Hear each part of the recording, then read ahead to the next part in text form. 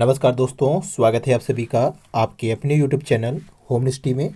दोस्तों, जैसा कि आप सभी को पता होगा कि हम लोग यूपीटीपीएससी एसओ की तैयारी करवा रहे थे और उसी संबंध में दोस्तों आपका हम लोगों ने कॉमर्स का सब्जेक्ट स्टार्ट किया था और साथ ही आपका स्टैटिक्स का भी सब्जेक्ट स्टार्ट किया था और फिर साथ ही आपका इकोनॉमिक्स का भी सब्जेक्ट हम लोगों ने स्टार्ट किया था।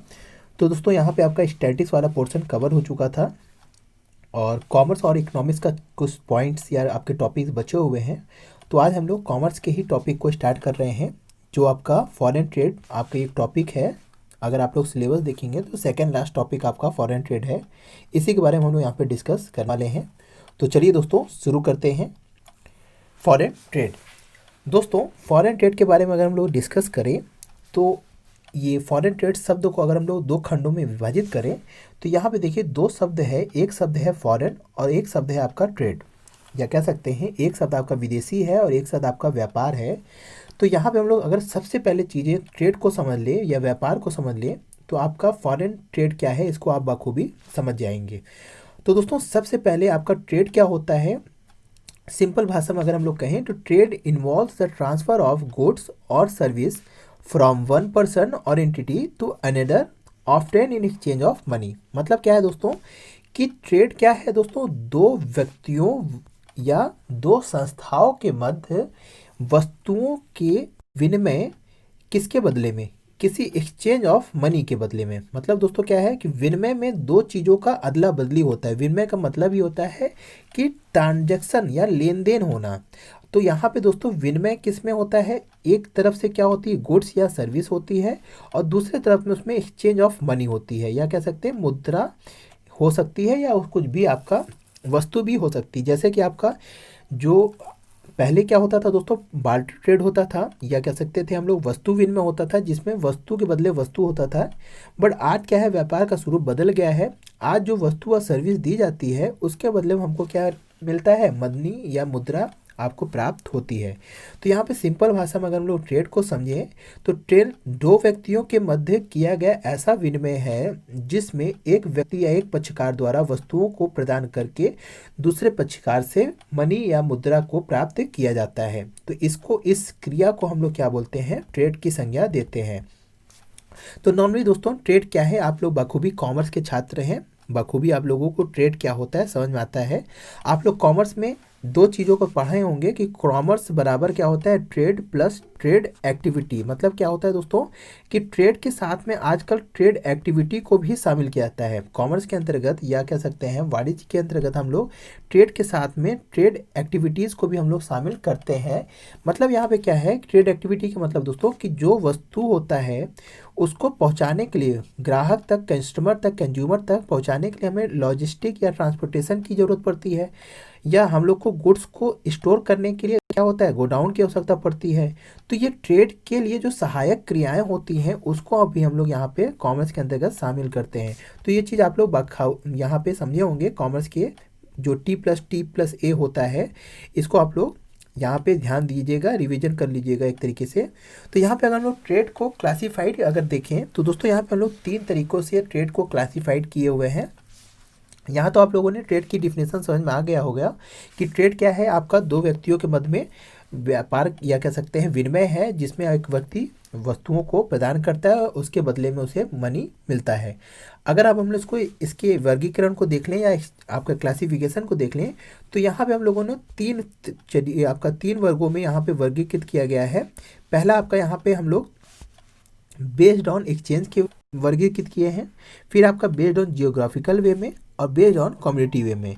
तो जो व्यापार है आपका तीन तरीके से यहाँ पे हम लोग वर्गीकृत किए हैं। पहला क्या है दोस्तों, आपका बेस्ड ऑन एक्सचेंज है, जिसमें आपका पहला है बार्टर ट्रेड और दूसरा आपका है मॉनेटरी ट्रेड। फिर आपका बेस्ड ऑन जोग्राफिकल वे में है, जिसमें पहला आपका इंटरस्टेट ट्रेड है, फिर आपका इंटरस्टेट ट्रेड है और फिर आपका इंटरनेशनल ट्रेड है। फिर इसी तरह आपका बेस्ड ऑन कम्युनिटी में फिजिकल और नॉन फिजिकल ट्रेड होते हैं। अब ये क्या होते हैं, इनको हम लोग बखूबी एक एक करके समझ लेते हैं। तो यहाँ पे सबसे पहला आपका जो ट्रेड है वो है बार्टर ट्रेड। तो बार्टर ट्रेड क्या होता है, आप लोग बखूबी जानते हैं कि जब वस्तु के बदले एक व्यक्ति द्वारा वस्तु के बदले दूसरे व्यक्ति द्वारा वस्तु प्रदान की जाती है तो इसको हम लोग बार्टर ट्रेड के अंतर्गत शामिल करते हैं। जो आपके पहले आपके होते थे और अभी आपके गांव में भी बहुत पहले होते थे। अब तो ये खत्म हो गए हैं, नहीं तो आज से 8-10 साल पहले भी गांव में भी ये चीज़ें दिखने को मिलती थी कि आप लोग क्या करते थे, कोई गांव का सदस्य आपके घर से कुछ लेके अनाज जाता था दुकान पे और उसके बदले में उसको कुछ साबुन शैम्पू जो भी लेना होता था उसको वो प्राप्त हो जाता था। तो इसी को जो इस तरीके की जो आपकी ट्रांजैक्शन होती विनिमय होती थी उसे हम लोग बार्टर ट्रेड के अंतर्गत शामिल करते थे। फिर आपका यहाँ पे दूसरा ट्रेड क्या होता है एक्सचेंज में, आपका मॉनेटरी ट्रेड होता है। दोस्तों जब यहाँ पे वस्तु को प्रदान करके किसी भी मुद्रा को प्राप्त किया जाता है या मॉनेटरी फॉर्म में किसी भी आपके धन को प्राप्त किया जाता है तो उसे हम लोग मॉनेटरी ट्रेड के अंतर्गत शामिल करते हैं। तो ये आपका बेस्ड ऑन एक्सचेंज के अंतर्गत हम लोग इसको समझते हैं। तो यानी ट्रेड को हम लोग यहाँ पे एक्सचेंज में दो तरीकों से यहाँ पे विभाजित किए हुए हैं। फिर आपका बेस्ड ऑन जियोग्राफिकल वे में है, तो इसमें आपका ये चीज़ ध्यान दीजिएगा। पहला आपका है इंट्रास्ट रेट। अब ये इंट्रास्ट रेट क्या होता है इसको अगर समझे तो दोस्तों जब हमारा व्यापार क्या हो एक राज्य के अंतर ही, एक राज्य के मतलब जैसे अगर आप लोग यूपी में हैं तो यूपी के अंदर ही जब व्यापार होता है, जैसे कि आपका वाराणसी से क्या हुआ, आपके जो कारपेट हैं वाराणसी से आपके कहाँ आ रहे हैं, प्रयाग में आ रहे हैं व्यापार के लिए। तो ऐसे ट्रेड को हम लोग क्या बोलते हैं, इंट्रा स्टेट ट्रेड बोलते हैं। जैसे कि आपका यूपी के एक ज़िले से दूसरे ज़िले में जब व्यापार क्या होता है, वस्तु का ट्रांजैक्शन होता है या व्यापार होता है, तो ऐसे ट्रेड को हम लोग क्या बोलते हैं, इंट्रा स्टेट ट्रेड बोलते हैं। इसी की तरह आपका इंटर स्टेट ट्रेड होता है दोस्तों। तो जब एक राज्य से दूसरे राज्य में व्यापार होता है, जैसे आपका यहाँ पे महाराष्ट्र से यूपी में अगर व्यापार हो रहा है, जैसे महाराष्ट्र को कोई चीज़ यूपी से जा रही है या समझ लीजिए आलू जा रहा है और आपका यहाँ से आपकी कोई भी चीज़ें आ रही हैं, तो ऐसे ट्रेड को जब हम लोग दो राज्यों के मध्य होता है तो ऐसे ट्रेड को हम लोग क्या बोलते हैं दोस्तों, इंटर स्टेट ट्रेड बोलते हैं। तो ये आपका क्या हो गया दोस्तों, ये दोनों ट्रेड आपका क्या हो गया, नेशनल बाउंड्री के अंतर्गत क्या होते हैं, ये दो ट्रेड होते हैं, एक इंट्रा स्टेट होते हैं, एक इंटर स्टेट होते हैं। अब अगर हम लोग बात कर लें इंटरनेशनल ट्रेड क्या होता है दोस्तों, तो दोस्तों इंटरनेशनल ट्रेड का मतलब सिंपल यही होता है कि जब नेशनल बाउंड्री के बाहर कोई ट्रांजैक्शन व्यापार होता है तो उसको हम लोग इंटरनेशनल ट्रेड के अंतर्गत शामिल करते हैं। मतलब दोस्तों कि यदि भारत का व्यापार यूएसए से हो रहा है या आपका नेपाल से हो रहा है तो ऐसे व्यापार को हम लोग क्या कहते हैं, आपका इंटरनेशनल ट्रेड के अंतर्गत हम लोग शामिल करते हैं। और इंटरनेशनल ट्रेड को ही जनरली मोटे तौर पे हम लोग फॉरेन ट्रेड बोलते हैं। तो दोस्तों आशा है ये आपको जियोग्राफिकल वे में क्या होता है आपका ट्रेड या कह सकते हैं क्लासिफाइड, इसको आप लोग समझ गए होंगे। एक होता है आपका इंटर स्टेट, फिर एक का इंटर स्टेट और ये आपका होता है इंटरनेशनल ट्रेड। अब इसी तरह आपका बेस्ड ऑन कम्युनिटी होता है दोस्तों, एक होता है आपका फिजिकल ट्रेड, एक होता है नॉन फिजिकल ट्रेड। ये आपका जो बेस्ड ऑन कम्युनिटी होता है वो आपका समझ लीजिए इंटरनेशनल ट्रेड में ही ये चीज़ें टर्मिनोलॉजी यूज होती हैं। तो फिजिकल ट्रेड क्या होता है दोस्तों, इसको आप लोग बखूबी जानते हैं। सिंपल से यहाँ पे एक एग्जांपल के वे में समझ जाइए कि जब एक राष्ट्र मान लीजिए इंडिया है और इंडिया से वस्तु कहाँ जा रही है, आपकी यूएसए जा रही है। तो दोस्तों यहाँ का जो वस्तु होगा वो आपका क्या होगा, पोर्ट से जहाज़ों पर लादेगा और यहाँ के पोर्ट पे जाके क्या होगा, यहाँ पे जाएगा। तो दोस्तों जब हम लोग पोर्ट शब्द बंदरगाह शब्द का यूज करते हैं तो वहाँ पे जो भी ट्रेड होगा वो फिजिकल ट्रेड में ट्रेड होगा। मतलब दोस्तों कि जो पोर्ट में जहाज़ में चीज़ें लदेंगी वो फिजिकल फॉर्म में ही लदेंगी। यदि आप मोबाइल को मंगाते हैं बाहर के देशों से या यहाँ से सैमसंग का मोबाइल बन के बाहर जा रहा है तो यहाँ पे जो भी चीज़ें होंगी वो पोर्ट पे जाएंगी और पोर्ट से जहाज़ में लदेंगी।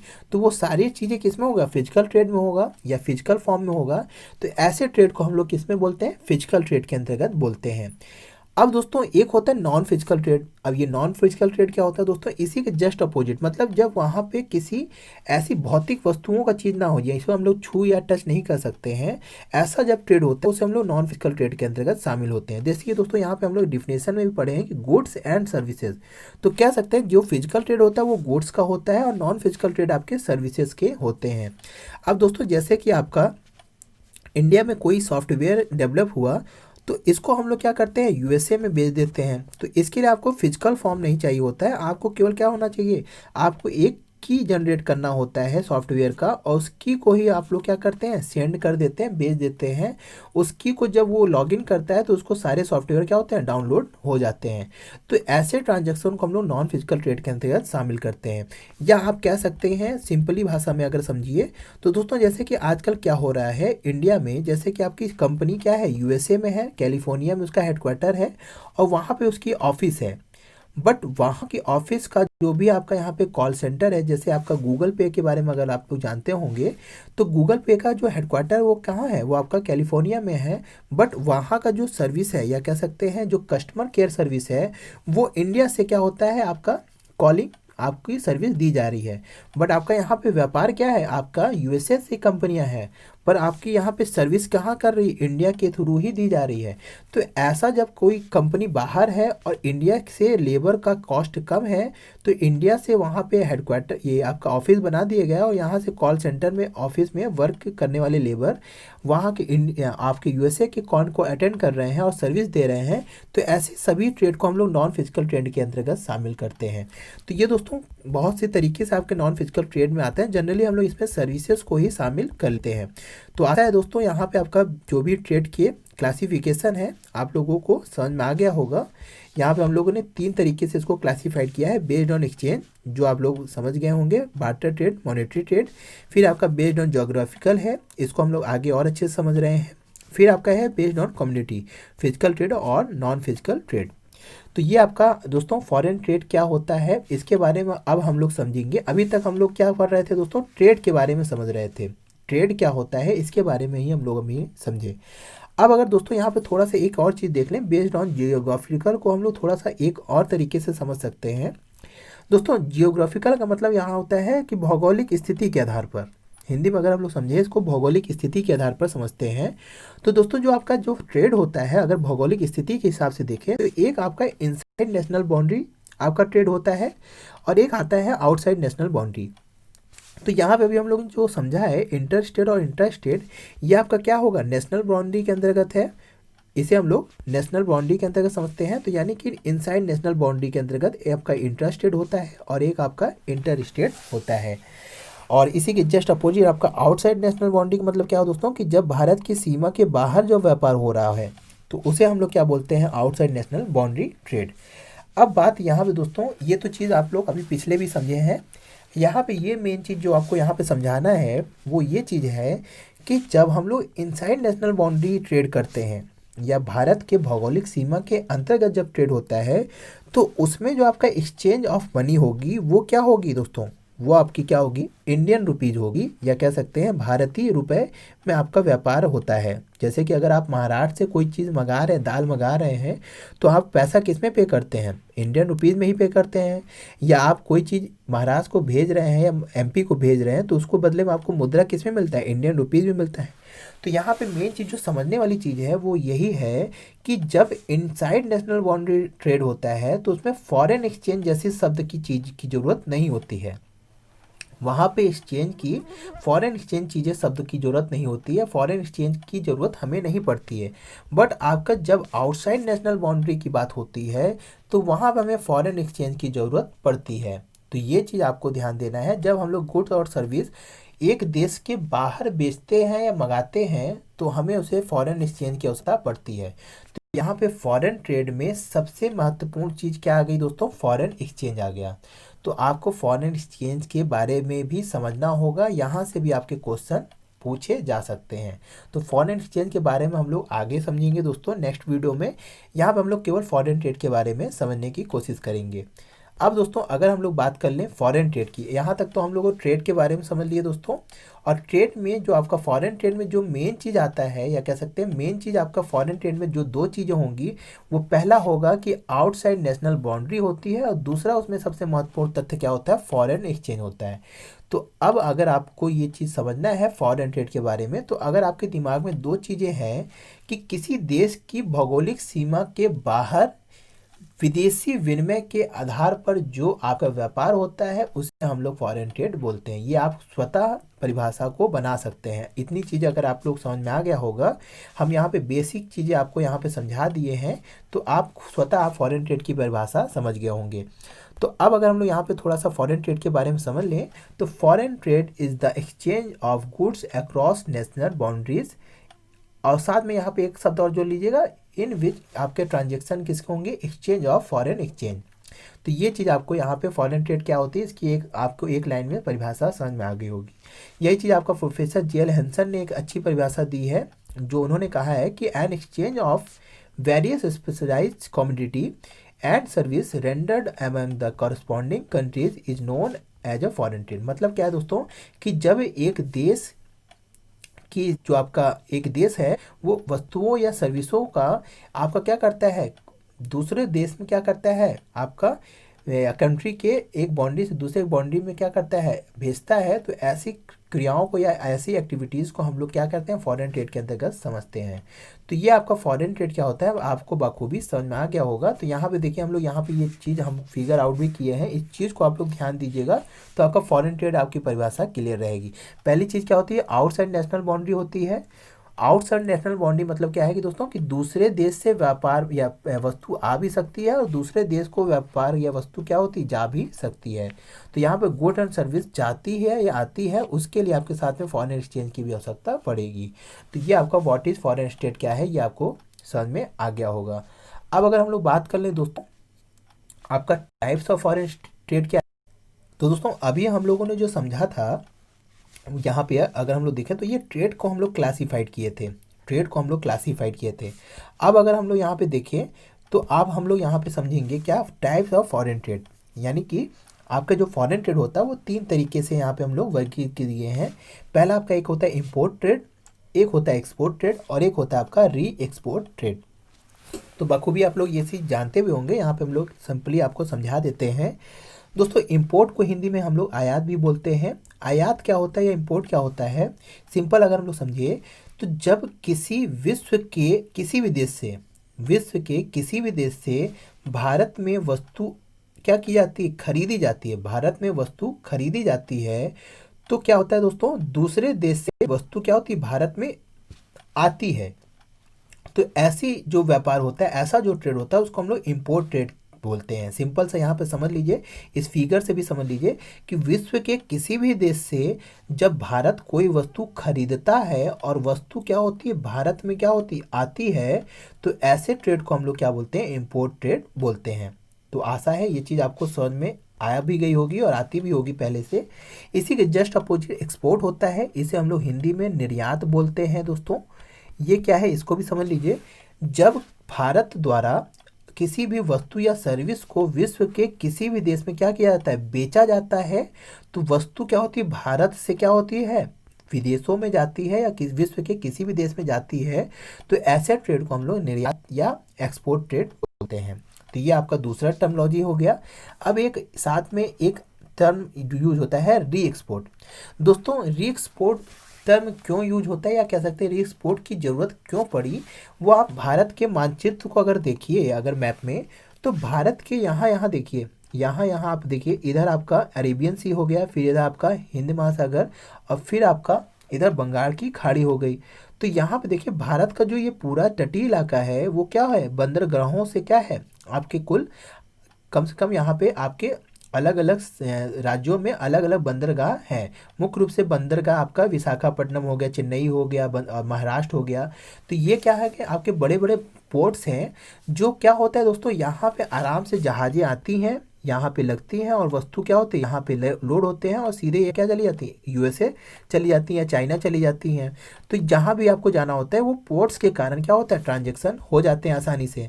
बट सपोज करिए कि अगर आप लोग नेपाल के बारे में जानते होंगे, तो नेपाल आपका भारत के यहाँ पे देखिए इस जगह पे आपका है, यहाँ पे हम लोग फिगर आउट थोड़ा सा छोटा है, तो यहाँ पे समझिए आपका नेपाल यहाँ सटा हुआ है उत्तर प्रदेश से। तो नेपाल जैसे राष्ट्र के लिए क्या है, आपको पोर्ट तो उसके पास है नहीं, क्योंकि उसका कोई भी क्या है, समुद्र से जुड़ा हुआ कोई तटीय इलाका है नहीं। तो वहाँ पे क्या होता है दोस्तों, ऐसे राष्ट्र के लिए क्या होता है, री एक्सपोर्ट शब्द की जरूरत पड़ती है। तो ऐसा क्या होता है दोस्तों, होता क्या है कि भारत क्या करता है, नेपाल के लिए दूसरे राष्ट्र से, विश्व के किसी दूसरे राष्ट्र से सामान को क्या करता है, इंपोर्ट करता है, और उसे पुनः क्या करता है दोस्तों, व्यापार करने। तो भारत नेपाल को जब निर्यात करेगा, तो ऐसे जो ऐसा व्यापार होगा उसको हम लोग री एक्सपोर्ट के अंतर्गत रखते हैं। तो दोस्तों ये आपका 3 तरीके से टाइप ऑफ फॉरेन ट्रेड है, एक आपका इंपोर्ट है, एक एक्सपोर्ट है और आपका एक री एक्सपोर्ट है। अब अगर अगर हम लोग आगे बात कर लें तो कंपोजिशन ऑफ फॉरेन ट्रेड क्या होता है इसको हम लोग समझते हैं। तो दोस्तों किसी भी कंट्री का जो आपका स्ट्रक्चर होता है इंपोर्ट इंपोर्ट का, उसी को हम लोग कंपोजिशन ऑफ फॉरेन ट्रेड बोलते हैं।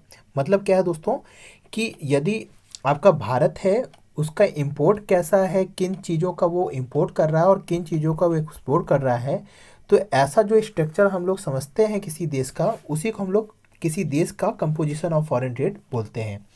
तो नॉर्मली दोस्तों यहाँ पे 2 चीज़ों को कैटेगराइज किया गया है, मतलब कंपोजिशन फॉरेन ट्रेड का जो आधार है वो 2 तरीकों का, 2 स्वरूपों का पाया जाता है नॉर्मली। तो दोस्तों सबसे पहले अगर हम लोग यहाँ पे पहला स्वरूप देखें, ये पहला स्वरूप है और ये फिर नीचे वाला आपका दूसरा स्वरूप है। तो पहले स्वरूप में क्या है दोस्तों, ये चीज़ समझिए कि जब कोई राष्ट्र कैसी चीज़ों का इंपोर्ट कर रहा है, फूड्स हुआ, गेंस फूड गेंस हुआ, आपके अनाज हुए या खाद्यान्न हुए या रॉ मटेरियल हुए, कच्चे पदार्थ हुए, जैसे कि आपके लो आयक्स हुए या कह सकते हैं आपके अभ्रक हुए।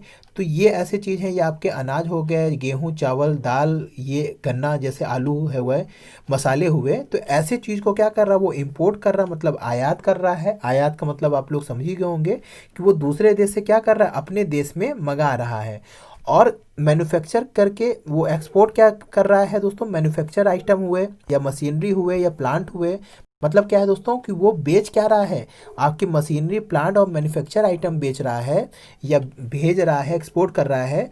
तो ऐसा जो स्ट्रक्चर होता है दोस्तों, ऐसा कंपोजिशन ऑफ फॉरेन ट्रेड जिस कंट्री का होता है, उसे हम लोग डेवलप कंट्री के अंतर्गत शामिल करते हैं। मतलब यहाँ पे तो ऐसा कंपोजिशन ऑफ फॉरेन ट्रेड जिसका होता है उसे हम लोग डेवलप कंट्री के अंतर्गत रखते हैं। अब बात आती है दोस्तों सेकंड जो आपका होता है, सेकंड कंडीशन क्या होती है दोस्तों कि ऐसी कंट्री क्या हो जो इंपोर्ट क्या कराए, मैन्युफैक्चर आइटम मशीन या प्लांट को इंपोर्ट कर रही हो और फूड गेंस और रॉ मटेरियल क्या कर रही है, एक्सपोर्ट कर रही है। तो उसे हम लोग डेवलपिंग या अनडेवलप्ड कंट्री कैटेगरी के अंतर्गत रखते हैं। जैसे आपका इंडिया क्या होता है दोस्तों, डेवलपिंग कैटेगरी में क्यों है, क्योंकि हम लोग फूड गेंस और रॉ मटेरियल को क्या करते हैं, ज़्यादा से ज़्यादा एक्सपोर्ट करते हैं और इंपोर्ट क्या करते हैं, ज़्यादा से ज़्यादा हम लोग मशीनरी प्लांट और मैन्युफैक्चर आइटम को इंपोर्ट करते हैं। तो ऐसा आपका यहाँ पर कंपोजिशन ऑफ फॉरेन ट्रेड 2 तरीके से किसी भी कंट्री का हो सकता है। पहली आपकी ये कंडीशन हो सकती है और दूसरी आपकी ये कंडीशन हो सकती है। तो आशा है कंपोजिशन ऑफ फॉरेन ट्रेड के बारे में आप लोग समझ गए होंगे। पहला आपका ये कंडीशन है, जो कंट्री क्या करती है, इंपोर्ट क्या कर रही है, फूड और गेंस और रॉ मटेरियल को इंपोर्ट कर रही है और मैन्युफैक्चर आइटम मशीनरी प्लांट को एक्सपोर्ट कर रही है, उसको हम लोग ऐसे कंपोजिशन ऑफ फॉरेन ट्रेड को हम लोग डेवलप कंट्री का कहते हैं। और जो आपका मैन्युफैक्चर करके आपका मैन्युफैक्चर आइटम इंपोर्ट कर रही है और गुड गेंस और रॉ मटेरियल को क्या कर रही है, एक्सपोर्ट कर रही है, तो ऐसा कंपोजिशन ऑफ फॉरेन ट्रेड जिसका होता है उसे हम लोग डेवलपिंग कंट्री के अंतर्गत शामिल करते हैं। तो ये तो दोस्तों कंपोजिशन ऑफ फॉरेन ट्रेड हो गया। अब अगर हम लोग थोड़ा सा यहाँ पे इंडिया के परिप्रेक्ष्य में बात कर लें, तो इंडिया पहले क्या करता था, जो इंडिया का इंपोर्ट एक्सपोर्ट आपके स्वतंत्रता के पहले आपका प्री इंडिपेंडेंस है, उसमें हम लोग का जो ज़्यादातर ट्रेड होता था वो इंग्लैंड और यूएसए के बीच में ही होता था। क्योंकि दोस्तों आपका हम लोग क्या थे, ब्रिटिश के क्या थे, गुलाम थे। तो हम लोग का यहाँ पे उपनिवेश था या कह सकते हैं कॉलोनियलिज्म था। इसी कारण हमारा जो ट्रांजैक्शन होता है या ट्रेड होता था वो इंग्लैंड के थ्रू ही ज़्यादातर होता था। बट दोस्तों यहाँ पे अगर आपका स्वतंत्रता के बाद अगर हम लोग देखें तो समय के साथ आपका इंग्लैंड के साथ या कह सकते हैं ब्रिटिश के साथ हम लोग का जो ट्रांजैक्शन या ट्रेड है वो धीरे धीरे कम होता गया। और आज अगर हम लोग देखें तो आज 19th पोजीशन पे हम लोग यूके के साथ ट्रेड करते हैं। मतलब कि जो आपका इम्पोर्ट होता है वो हमारा 19वें पॉइंट में है। अभी हम लोग देखेंगे तो वहाँ पे किन किन आपका यहाँ पे टॉप 10 हम लोग बात करेंगे अभी उस पर। तो यहाँ देखिए 27.85 इंडियन बिलियन में हम लोग यूके के साथ इस बार 2020 में ट्रांजैक्शन किए हैं। तो ये केवल आपका एग्जाम परिप्रेक्ष्य नहीं है, ये हम केवल आपको जानकारी के लिए दे रहे हैं करंट में। फिर अगर हम लोग यहाँ पे देख लें कि इंडिया का इम्पोर्ट, यहाँ पे टॉप 10 इंपोर्ट किसके थ्रू हम लोग का हो रहा है, किस कंट्री के थ्रू, तो सबसे ज़्यादा हम लोग आयात किसके थ्रू कर रहे हैं, चाइना के थ्रू कर रहे हैं। देखिए ये आपका इंडियन बिलियंस में ही रहेगा, ये इंडियन रुपीज़ में ही है, बिलियंस है, ये 425.27 बिलियन है। तो यहाँ पे सबसे पहले टॉप में है चाइना है। भले हम लोग चाइना लाइट ना खरीदे फिर भी हम लोग इंपोर्ट आपका चाइना से सबसे ज़्यादा कर रहे हैं। फिर आपका यूएई हो गया, फिर आपका यूएसए है, फिर आपका हांगकांग है, फिर सऊदी अरेबिया है, फिर सिंगापुर है, इराक है, इंडोनेशिया है, जापान है, बेल्जियम है। तो यहाँ पे आपको यह 10 चीज़ नहीं याद करना ज़रूरत है, केवल आपको यहाँ पे टॉप 5 जो है इनका याद रखिएगा कि सबसे ज़्यादा हम लोग इम्पोर्ट किसके थ्रू कर रहे हैं, चाइना के थ्रू कर रहे हैं। और कितना कर रहे हैं ये ज़रूरी नहीं है, पर आपको ये सीक्वेंस याद रखिएगा कि चाइना, यूएई, यूएसए, हांगकांग और सऊदी अरेबिया। फिर इसी तरह आपका एक्सपोर्ट के लिए भी यहाँ पे दोस्तों हम लोग 2020 का अगर देखें तो सबसे ज़्यादा हम लोग एक्सपोर्ट किसके थ्रू कर रहे हैं, यानी किसको कर रहे हैं एक्सपोर्ट, हम लोग सबसे ज़्यादा अमेरिका को कर रहे हैं, फिर चाइना का एक्सपोर्ट कर रहे हैं, फिर यूएई को, फिर हांगकांग को, फिर नीदरलैंड को, इसी तरह Singapore, Germany, Saudi Arabia, Nepal और मलेशिया को हम लोग एक्सपोर्ट कर रहे हैं। तो ये आपके यहाँ पे इंडियन रुपीज़ में बिलियंस में प्राइस है। तो इतने रुपए का हम लोग यहाँ पे ट्रांजैक्शन इस वर्ष किए हुए हैं। तो ये तो दोस्तों इंडिया का एक्सपोर्ट इम्पोर्ट है। अब अगर हम लोग यहाँ पे बात कर लें कि फॉरेन ट्रेड की आवश्यकता क्या है, या कह सकते हैं कारण क्या है, इसका महत्व क्या है, इसके एडवांटेज क्या है, कुल मिला के सब बात का एक ही यहाँ पे बिंदु है। तो यहाँ पे फॉरेन ट्रेड का देखिए किसी भी देश का, ये हम लोग परिप्रेक्ष्य में अगर लेंगे, भारत का नाम लेकर किसी भी देश का अगर आप देखेंगे पॉइंट, तो यहाँ पे आपको यही पॉइंट समझ में आएगा। तो सबसे पहले अगर हम लोग यहाँ पे एक एक करके पॉइंट को डिस्कस करें तो सबसे पहला पॉइंट यहाँ पे दिया है division of labour and specialisation. अब दोस्तों यहाँ पे ये क्या है इसको समझ लीजिए पॉइंट वाइज। दोस्तों डिवीजन ऑफ लेबर का मतलब होता है कि हम लोग श्रम का विभाजीकरण कर दें। मतलब क्या है दोस्तों कि यहाँ पे इंडिया का हम लोग क्या करते हैं, इंडिया का लेबर क्या होता है, चीफ होता है, और जो फॉरेन के जो लेबर्स की कॉस्ट है वो ज़्यादा अधिक पड़ती है। अब दोस्तों यहाँ का जो लेबर है वो क्या होता है दोस्तों, आपका सस्ते दर पे आपका यहाँ पे क्या है, यानी जो भी आपकी वस्तुएं लेबर के तहत जो बन रही हैं उसकी कॉस्ट क्या होगी, कम आएगी, और जो आपके कैपिटल के थ्रू होंगे या कैपिटल पे ज़्यादा फोकस होंगी उनकी कॉस्ट इंडिया में क्या होगी, ज़्यादा आएगी। यही चीज़ जस्ट अपोजिट यूएसए में होगा कि कैपिटल की जो चीज़ें होंगी वहाँ वो सस्ती बन रही हैं और लेबर जो स्पेसिफिक हैं वो महंगी बनती हैं। तो दोस्तों इन दोनों चीज़ को हम लोग रिकॉर्डों का आप थ्योरी पढ़े होंगे, जो रिलेटिव थ्योरी है या तुलनात्मकता सिद्धांत है, वो रिकॉर्डों ने यही कहा था कि जो देश जिस चीज़ पर निर्भर है या जिस चीज़ पर विशिष्टीकरण अधिकृत किया है उसको वही चीज़ क्या करना चाहिए, बनाना चाहिए, और उस चीज़ को वो दूसरे देश में एक्सपोर्ट कर ले, और जो चीज़ उसके यहाँ महंगी पड़ रही है उसको वो क्या कर ले, इम्पोर्ट कर ले। तो ये आपका ये एडवांटेज होता है, फॉरेन ट्रेड के कारण ही ये संभव हो पाता है। दूसरी चीज़ है स्पेशलाइजेशन। यही चीज़ है कि आप जिस चीज़ को बनाने में विशिष्टीकरण प्राप्त कर लें उसको आप क्या करें, बना के सस्ते दरों पर एक्सपोर्ट करें, और जो चीज़ आप कहाँ महंगी बन रही है उसको आप सस्ते दरों पर दूसरों से खरीद लें। तो इसी को हम लोग डिवीजन ऑफ लेबर या स्पेशलाइजेशन बोलते हैं। दूसरा है ऑप्टिमम एलोकेशन और यूटिलाइजेशन ऑफ रिसोर्स। अब दोस्तों यहाँ पे सिंपल से कहने का तात्पर्य ये है कि जो चीज़ इंडिया के भौगोलिक जगह में जो चीज़ पैदा हो रही है, जो चीज़ निकाली जा सकती है, वो चीज़ शायद आपके सऊदी अरेबिया में या यूएई में आपका नहीं निकलता, पर जो चीज़ यूएई में निकल रहा है उसके भौगोलिक स्थिति के अनुसार वो चीज़ इंडिया में नहीं निकलता या बहुत कम मात्रा में निकलता है। जैसे आप तेल का एग्जांपल ले लीजिए, क्रूड ऑयल जो है वो आपका यूएई वगैरह में क्या है, आपके वहाँ पे तेल के कुएँ होते हैं, बट इंडिया में क्या होते हैं, पानी के कुएँ होते हैं, वहाँ पानी के कुएँ नहीं होते हैं। तो ये क्या है, आपका जो राष्ट्र जिस क्षेत्र में है, जिस भौगोलिक स्थिति में है, उस भौगोलिक स्थिति में जो चीज़ पैदा हो रही है उसका वो व्यापार करे। अब हम लोग तेल का व्यापार तो कर नहीं सकते क्योंकि हमारे यहाँ तेल खुद नहीं है, या जो भी आपका एक दो जगह मिलता भी है वो बहुत ही नगण्य मात्रा में मिलता है। हम लोग इसीलिए क्या करते हैं, इराक, ईरान या यूएई से क्या करते हैं, तेल को इंपोर्ट करते हैं, और उसके बदले में हम लोग क्या करते हैं, आपका वाटर कह सकते हैं या कह सकते हैं हम लोग अन्य चीज़ों को क्या करते हैं, एक्सपोर्ट करते हैं। तो यह ऑप्टिमम एलोकेशन होता है और यूटिलाइजेशन ऑफ रिसोर्स होते हैं, यानी संसाधनों को हम लोग यूटिलाइज कर सकते हैं। आपके किसके कारण, फॉरेन ट्रेड के कारण ही ये चीज़ संभव हो पाती है। फिर है अवेलेबिलिटी ऑफ मल्टीपल चॉइस। अब मतलब क्या है दोस्तों कि यहाँ पे कहने का तात्पर्य ये है कि दोस्तों यहाँ पे आपकी क्वालिटी और स्टैंडर्ड गुड्स होता है। मतलब क्या है दोस्तों कि हम लोग जो इंडिया में जो कपड़े बन रहे हैं वो कपड़े, या कह सकते हैं जो जापान में रेशम के कपड़े बन रहे हैं वो कपड़े, वो दूसरे यूएसए के कपड़े में क्या होता है, अंतर आ जाता है, या कह सकते हैं उसके आपके क्वालिटीज़ में, गुड्स में क्या होती है, आपके अंतर आ जाती है।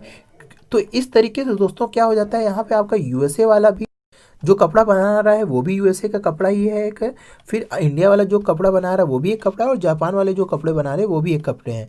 तो इस तरह अब क्या हुआ दोस्तों, आपके पास मल्टीपल चॉइस हो गया, made in China, made in USA made in Japan, made in India. तो अब आपको जो भी अच्छा क्वालिटी का कपड़ा मिलेगा, जो भी स्टैंडर्ड गुड्स मिलेंगे, उसी को आप क्या करेंगे, परचेज करेंगे।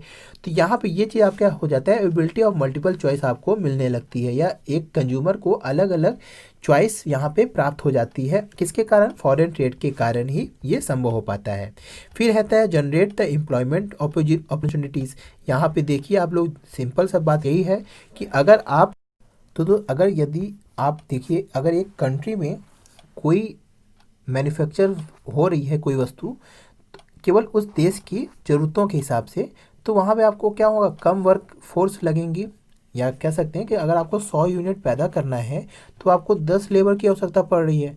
बट अगर केवल ये 100 यूनिट किसके लिए हो रहा है, एक देश की ज़रूरतों की पूर्ति करने के लिए। बट अगर आप फॉरेन ट्रेड करने लगेंगे, या आप कह सकते हैं यूएसए, जापान या अदर्स आपके कंट्री के लिए भी अगर आप प्रोड्यूस करने लगेंगे, तो आप 100 यूनिट तो पैदा करेंगे नहीं, तो आपको क्या करना पड़ेगा, 1000 यूनिट पैदा करना पड़ेगा।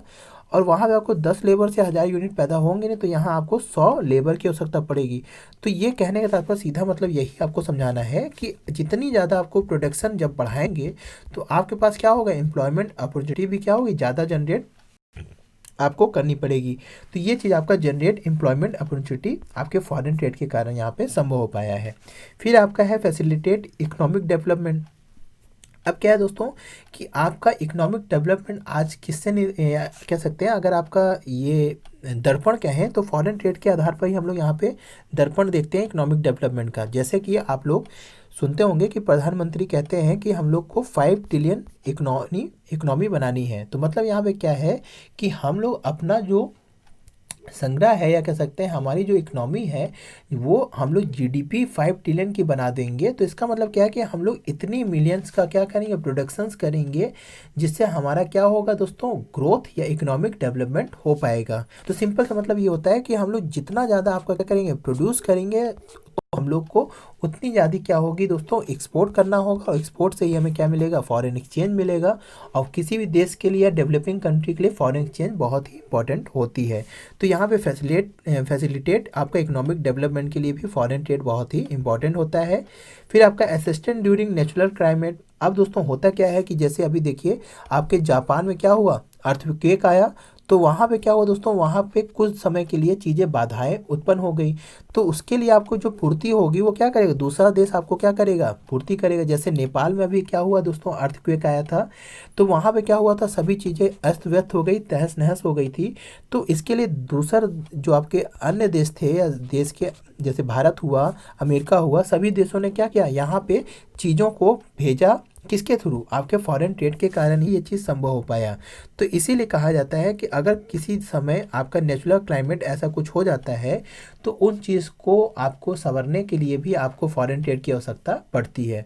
फिर आपका है maintenance balance of payment position. अब दोस्तों बीओपी क्या होता है, बैलेंस ऑफ पेमेंट, आप लोगों को पता होगा कि हम लोग जब किसी दो देशों के बीच में जो व्यापार होता है, उसके लिए जो हम लोग अकाउंट मेंटेन करते हैं, उसको हम लोग बैलेंस ऑफ पेमेंट के अंतर्गत शामिल करते हैं।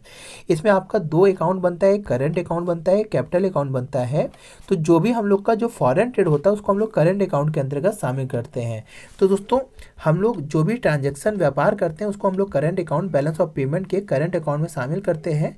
और दोस्तों जब हम लोग का इंपोर्ट कम होता है और एक्सपोर्ट ज़्यादा होता है, तो बैलेंस ऑफ पेमेंट या कह सकते हैं बीओपी हम लोग का फेवरेबल होता है, या हम लोग क्या होते हैं, रिजर्व में होते हैं, मतलब हम लोग के पास सरप्लस होता है। बट अगर हम लोग का इंपोर्ट ज़्यादा होता है और एक्सपोर्ट कम होता है, तो हम लोग क्या होते हैं, डेफिसिट में होते हैं या घाटे में होते हैं। मतलब कुल मिला के ये है दोस्तों कि जब आप क्या करें, दूसरों को सामान बेचते हैं तो आपको मनी मिलती है। तो आप क्या होंगे, अगर आप ज़्यादा चीज़ भेज के ज़्यादा पैसा कमा रहे हैं और कम चीज़ भेज के कम पैसा दे रहे हैं, तो आपको फ़ायदा में होता है। यही चीज़ जस्ट अपोजिट, अगर आप लोग इंपोर्ट क्या कर रहे हैं, ज़्यादा कर रहे हैं, मतलब आप पैसा खर्चा ज़्यादा कर रहे हैं और आप क्या कर रहे हैं, बेच कम पा रहे हैं, तो आपका क्या होगा, यहाँ पे डिफिसिट होगा। तो बीओपी में आप लोग ये चीज़ हम लोग आगे समझेंगे बीओपी को जब बकायदा। तो कुल मिला के यहाँ पे मेंटेनेंस ऑफ बीओपी या बैलेंस ऑफ पेमेंट पोजीशन आपका एक्सपोर्ट, इंपोर्ट या फॉरेन ट्रेड पर ही निर्भर करता है। फिर आपका है rise standard of living of people. अब दोस्तों आज के समय में दोस्तों क्या है कि पहले अगर हम लोग देखें आपके 90s के समय में, तो आपका जैसे कोको कोला हो गया, पेप्सी हो गया, या मैकडोनल्ड हो गया, डोमिनोज हो गए, ये सब क्या थे, फॉरेन गुड्स थे, जो आपके क्या होते थे, हम लोग जैसे भारत में ये चीज़ें प्रोवाइड नहीं हो पाती थी। या आप कहें कि अगर हम लोग देखें, बहुत से ऐसे गुड्स होते थे जो क्या होता था, लिविंग ऑफ स्टैंडर्ड को मेंटेन करने के लिए या दिखाने के लिए होता था। तो यहाँ पर दोस्तों क्या है कि जब आपका फॉरेन ट्रेड हुआ तो हमें क्या होने लगा, आप आज डोमिनोज क्या करते हैं, आप घर मंगाते हैं नॉर्मली। ये किसके कारण हो पा रहा है, फॉरेन ट्रेड के कारण, विदेशी व्यापार के कारण। ये चीज़ पहले नहीं हो पाती थी क्योंकि वहाँ पे आपका फॉरेन ट्रेड पहले हम लोग नहीं करते थे, या कह सकते हैं हमारे पास ये जो आपका एलपीजी पॉलिसी थी, ग्लोबलाइजेशन की जो नीति थी, उसके तहत हम लोग आज क्या कर दिए हैं कि विश्व को, भारत को हम लोग विश्व के मंच पर, विश्व के बाजार में ले आ दिए हैं। जिससे हम लोग क्या होता है कि आप किसी भी देश की चीज़ों को आप आसानी से यहाँ पे मंगा सकते हैं और किसी देश को आसानी से भेज सकते हैं। तो दोस्तों फॉरेन ट्रेड के कारण ही हमारा क्या होता है कि विदेशों में कोई भी चीज़ ऐसी बनी है जो आपके लिए क्या होता है, जो लोगों की, आपकी रहन की जो ज़रूरतें हैं उसको पूर्ति करने में सुगमता करता है। तो ऐसी वस्तुओं को हम लोग प्राप्त कैसे कर पा रहे हैं, आज फॉरेन ट्रेड के कारण ही ये चीज़ हम लोग संभव हो पा रहा है। तो दोस्तों यहाँ पे आपका हम लोगों ने नीड्स या जितनी भी चीज़ें यहाँ पे पॉइंट है, इस सबको हम लोग एक ही पॉइंट के अंतर्गत रख के समझते हैं। तो आशा ये 8 पॉइंट आपको समझ में आ गया होगा, सिंपल से पॉइंट्स है चीज़ें। अब अगर हम लोग, थोड़ा सा ये वीडियो लंबा हो जा रहा है दोस्तों, इसमें आप लोग थोड़ा सा ध्यान रखिएगा। तो अगर हम लोग थोड़ा सा अब इम्पॉर्टेंट जो टर्मिनोलॉजी है फॉरेन ट्रेड की, इसको अगर आप लोग समझ लें, छोटा छोटा पॉइंट्स है, इसको आप लोग फॉरेन ट्रेड में हम लोग आगे समझेंगे भी, पर यहाँ पे हम लोग थोड़ा सा टर्मिनोलॉजी को समझ लेते हैं। जैसे सबसे पहले इनवाइस है या बीजक है दोस्तों। तो दोस्तों होता क्या है बीजक, ये समझ लीजिए, जब कोई एक्सपोर्ट या कह सकते हैं कोई देश चीज़ों को एक्सपोर्ट करता है तो वो इनवाइस बनाता है, और इनवाइस को क्या करता है दोस्तों, आपका ये किसको भेज देता है, आपके जो भी कंट्री को भेज रहा है उसको हम लोग इनवाइस भी भेजते हैं। इसको हम लोग बीजक बोलते हैं। बीजक वो चीज़ होती है दोस्तों जिसमें वस्तुओं की, या कह सकते हैं भेजे गए माल की सभी चीज़ की जानकारी होती है, इसी को हम लोग बीजक बोलते हैं। बीजक कई प्रकार के होते हैं दोस्तों, उसके बारे में आपको डिटेल में नहीं समझना है, आप लोग बिजनेस ऑर्गेनाइजेशन में बचपन या 12th वगैरह में पढ़े भी होंगे। फिर अगर हम लोग कस्टम की बात करें तो कस्टम आपका दोस्तों, जब हम लोग किसी देश से दूसरे देश में वस्तुएं आती हैं या जाती हैं, जैसे इंडिया से यूएसए प्रोडक्ट जा रहा है तो यहाँ पे कस्टम ड्यूटी लगती है दोस्तों। और जब ये यहाँ पे इंपोर्ट यानी किसी देश में आता है तो वहाँ पे भी आपकी कस्टम ड्यूटी लगती है। तो दोस्तों जब एक देश से वस्तुएं बाहर जाती हैं या एक देश में वस्तुएं आती हैं तो उस पर जो चार्ज लगाए जाते हैं या कह सकते हैं ड्यूटी लगाई जाती है, उसी को हम लोग कस्टम्स के नाम से जानते हैं।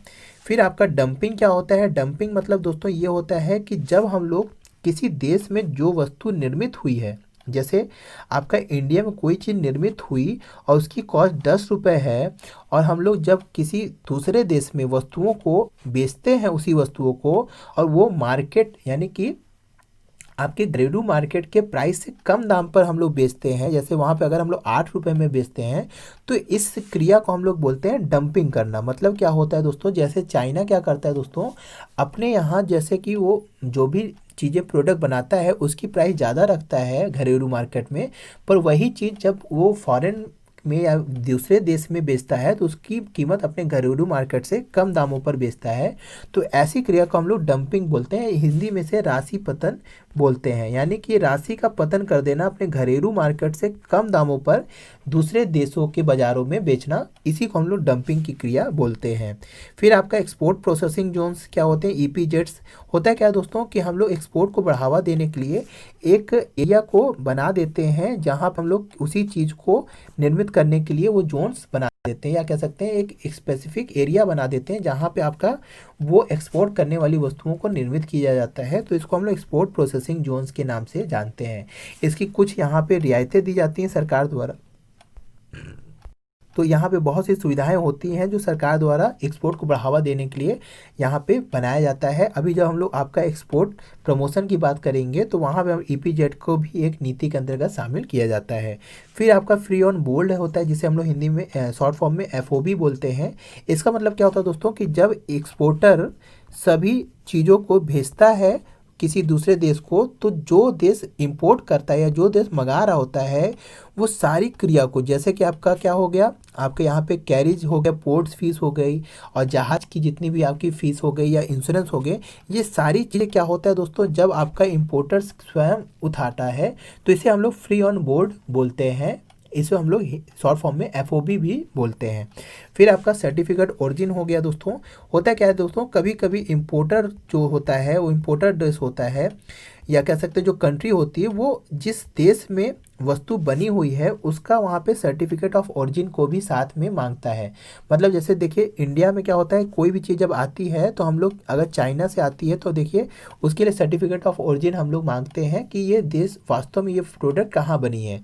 तो यही चीज़ को जब प्रोडक्ट के साथ हम लोग उसको सर्टिफिकेट ओरिजिन को भी हम लोग जब मांगते हैं, तो कुल मिला के इसका मतलब यही होता है कि वो वस्तु जो आ रही है वो किस देश की बनी हुई निर्मित हुई है, इसको हम लोग सर्टिफिकेट ओरिजिन के तहत समझते हैं या जान पाते हैं। फिर आपका लेटर ऑफ क्रेडिट हो गया दोस्तों। ये आपका फॉरेन ट्रेड में बहुत ही यूजफेबल वर्ड होता है दोस्तों, लेटर ऑफ क्रेडिट। ये होता क्या है दोस्तों कि जब कोई देश जैसे कि इंडिया है और ये USA है, ये इंडिया है और ये USA है। अब इंडिया में यदि कोई एक्सपोर्टर है, वो क्या कर रहा है, USA को कोई माल भेज रहा है, तो यहाँ पे उसने माल को जहाज़ में लोड करवा दिया और USA को माल रवाना कर दिया। बट यहाँ पे माल पहुँचा तो USA का जो इम्पोर्टर था या जो व्यापारी था वो पैसा अब क्या किया, दिया ही नहीं। तो क्या हो सकता है दोस्तों, इस तरह वो, ये तो ऐसा तो है नहीं कि इंडिया वाला व्यापारी अब जाएगा USA से फिर माल को वापस लेके आएगा, तो इस तरह तो इसको नुकसान होगा। तो होता क्या है दोस्तों कि लेटर ऑफ क्रेडिट ये फॉरेन ट्रेड में यूज होता है। कैसे कि इंडिया वाला जब क्या करता है दोस्तों, यहाँ पे माल को जब पोर्ट पे लाता है तो वो इस USA वाले व्यापारी से कहता है कि आप अपने यहाँ के बैंक से लेटर ऑफ क्रेडिट बनवा के हमें भेज दीजिए। तो वो क्या करता है दोस्तों, यहाँ पे इम्पोर्टर जो होता है वो अपने यहाँ बैंक में जाकर पैसे को जमा कर देता है, तो बैंक उसके बदले में क्या देता है, उसे लेटर ऑफ क्रेडिट दे देता है। तो लेटर ऑफ क्रेडिट तब देता है तो उसके बदले में अब क्या होता है दोस्तों कि ये आपका इंडिया में जो आपका एक्सपोर्टर होगा वो माल को क्या कर देगा, भेज देगा। और जब यहाँ पे माल यहाँ पे क्या होता है, पहुँच जाता है, तो इसको क्या करता है ये दोस्तों, जो आपका बैंक होता है उसके बदले में उसको ये क्या होता है, यहाँ के बैंक को क्या करता है, पैसा ट्रांसफ़र कर देता है। तो इस तरीके से दोस्तों ये लेटर ऑफ क्रेडिट के ये आपके मदद से यहाँ पे ट्रांजैक्शन स्वतः हो जाता है। मतलब यहाँ पे एक दो बैंक भी क्या हो जाते हैं, कार्यरत हो जाते हैं। एक आपका USA वाला बैंक होता है जो आपका क्या करता है, यहाँ पैसा ले लेता है, उसके बदले में लेटर ऑफ क्रेडिट दे देता है। और यहाँ पे आपका ये इम्पोर्टर जो होता है या व्यापारी होता है वो लेटर ऑफ क्रेडिट इंडिया के व्यापारी को भेज देता है। तो यहाँ पे जब आपका बैंक क्या करता है, यहाँ पे जब देखता है कि माल आ चुका है तो उसको यहाँ से वाला ये वाला बैंक आपका क्या करेगा, यहाँ के बैंक को सूचित कर देगा कि हमें माल प्राप्त हो गया है, आप इस आदमी को क्या कर दीजिए, पैसा दे दीजिए। तो जैसे इंडिया वाला यहाँ पे लेटर ऑफ क्रेडिट देगा तो वो आपका यहाँ पे चेक करेगा कि माल पहुँच गया है, तो उसके बदले में लेटर ऑफ क्रेडिट लेके वो उसको पुनः वहाँ के पैसा दे देगा। तो इस तरीके से दोस्तों यहाँ लेटर ऑफ क्रेडिट की मदद से आपका यहाँ पे ट्रांजैक्शन दो देशों के बीच में आराम से हो जाता है। तो आशा है दोस्तों लेटर ऑफ क्रेडिट क्या होता है ये भी समझ में आ गया। फिर आपका यहाँ पे है ये bill of landing. Bill of landing भी दोस्तों जब आपका यहाँ पे पोर्ट्स के थ्रू जब यहाँ पे कहते हैं माल को एक्सपोर्ट या भेजा जाता है दोस्तों, तो यहाँ पे बिल ऑफ लैंडिंग बनवाया जाता है, जिसमें आपका ये चीज़ रहता है कि आपका जो प्रोडक्ट है वो आपका क्या है, यहाँ पे ये जो आपका एक्सपोर्ट इम्पोर्टर देश है या कह सकते हैं व्यापारी है, वो यहाँ पे आपका बिल ऑफ लैंडिंग को क्या करेगा, यहाँ के जो व्यापारी से जो आपका पोर्ट्स में माल लदा है दोस्तों, उसके थ्रू जब जहाज़ के थ्रू जितनी भी यहाँ पे जब जो ट्रांसपोर्टेशन चार्ज होता है, इसके बदले में आपका यहाँ पे पोर्ट और ट्रांसपोर्टेशन चार्ज के बीच में जो आपका यहाँ पे वो होता है, आपका डॉक्यूमेंट होता है, उसी को हम लोग बिल ऑफ लैंडिंग के नाम से समझते हैं।